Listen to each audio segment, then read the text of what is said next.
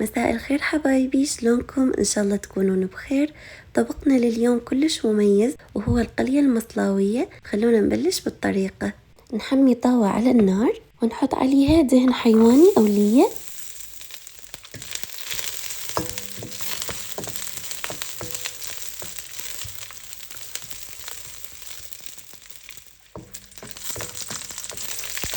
بس تحمس عندنا اللية بهذا الشكل راح نضيف اللحم الغنم المقطع مربعات.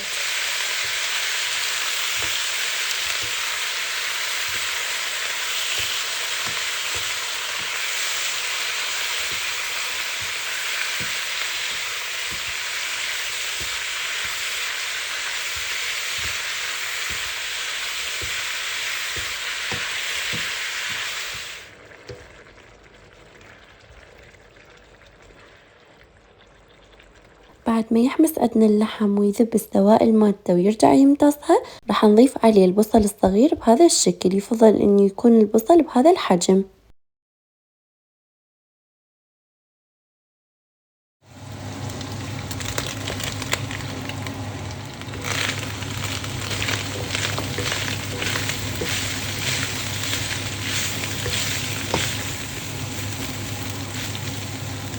للبهارات راح نضيف شوية فلفل أسود ورشة نومي بصرة وملعقة من دبس التمر.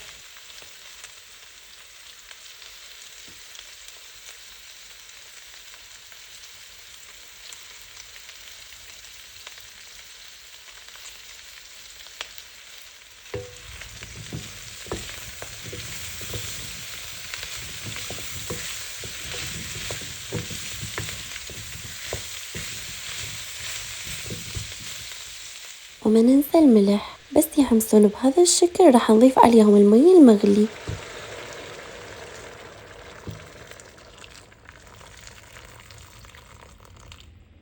ونغطيهم ونتركهم إلى أن يستوون بطريقة ذايبة ويتسبكون مثل ما موضح بالفيديو.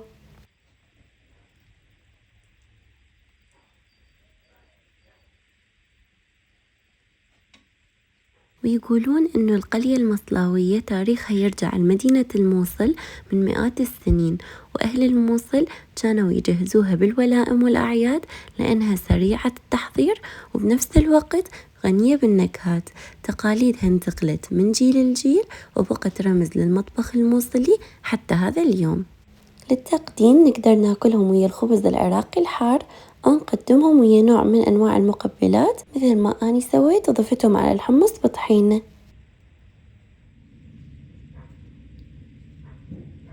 وهاي هي طريقتي للقلية المصلاوية. أتمنى تجربوها وتعجبكم، وإذا تعجبكم فيديوهاتي سووا لها لايك وشير وسبسكرايب، وأشوفكم في فيديو جديد ووصفة جديدة. مع السلامة.